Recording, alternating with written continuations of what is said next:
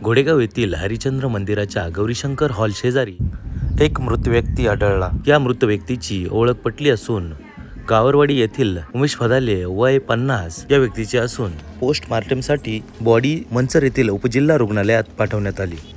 मृत्यूचे कारण अद्याप अस्पष्ट असून पुढील तपास API सागर पवार व त्यांची टीम करत आहे।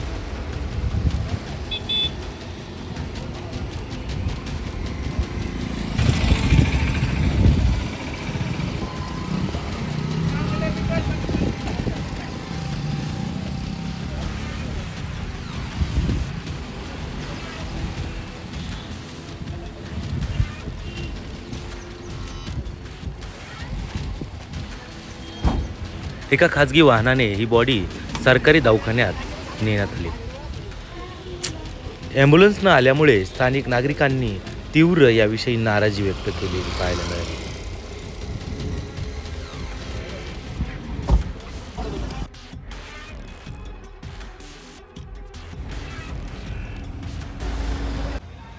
या ठिकाणी एक अतिशय असा वाईट प्रसंग घडला की एक बॉडी हरिचंद्र मंदिराच्या जवळ पडलेली होती आणि त्यानंतर तिथं काही मुलांनी पाहिलं आणि समोरच्या दुकानदार आहेत त्यांनी आम्हाला खबर दिली की असा माणूस आहे बा इथं पडलेला, सकाळपासून उठलेला नाही। तर आम्ही जाऊन पाहिलं तर ते आमच्या गावातीलच एक व्यक्ती होता आणि तो तिथं पडलेला असताना ते अशा अवस्थेत होतं का त्याची काही गॅरंटी आम्हाला वाटत नव्हती। अशा अवस्थेत आम्ही पोलीस स्टेशनला फोन केला। पोलीस स्टेशनला फोन केल्यानंतर माननीय पवार साहेबांनी तिथं तात्काळ दाखल झाले आणि तिथं आल्यानंतर त्यांनी ॲम्ब्युलन्सला फोन केला तर ॲम्ब्युलन्स कोणती या ठिकाणी उपलब्ध नाही अशी त्यांना रिप्लाय देण्यात आली।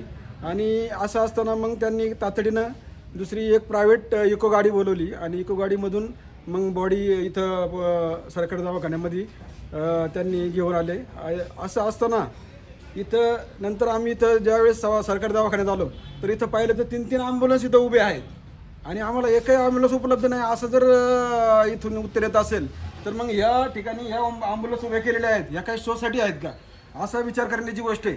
जर लोकांना तातडीची गरज म्हणून या ॲम्ब्युलन्स आहे, इथं जर बाहेरून माणूस कोणी आला तर असं वाटतं की ते सुसज्ज हॉस्पिटल आहे आणि या ठिकाणी 3 ॲम्ब्युलन्स आहे म्हणल्यानंतर चांगली सेवा असेल। परंतु अशा जर घटना घडल्यानंतर एकही ॲम्ब्युलन्स जर उपयोगाला येत नसेल आपल्या तर अशा ॲम्ब्युलन्सचा उपयोग काय आणि काय इथं सेवा लोकांना काय देता येतं। आता या ठिकाणी बॉडी पडलेली होती, जर एखादा जर तडफडणारा माणूस जर व्यक्ती पडलेला असता तर तिथं कशा प्रकारे त्याला सहकार्य करण्यात आलं असतं किंवा कशा प्रकारे त्याला जगवण्याचा प्रयत्न करण्यात आला असता ही अतिशय मोठी शोकांतिका आहे। आणि याबाबत असणाऱ्या सरकारी दवाखान्याच्या संबंधित अधिकाऱ्यांनी याची दखल घेऊन या पुढील काळामध्ये चांगली सेवा देण्यासाठी आणि सुसज्ज अशा ॲम्ब्युलन्स उपस्थित इथं ठेवण्यासाठी प्रयत्न करावेत, जेणेकरून लोकांची जी गैरसोय होती आणि असे तातडीनं जी ॲम्ब्युलन्स सेवा म्हणजे तातडीची सेवा आहे आणि तातडीची सेवा ज्या ठिकाणी पाहिजे त्या ठिकाणी जर ती उपलब्धच नसेल तर त्याचा उपयोग नाही आहे आणि पुढील काळामध्ये याच्यामध्ये सुधारणा करण्यात यावी अशी आमची एक थोडक्यात सामान्य माणूस म्हणून आमची एक मागणी आहे। धन्यवाद।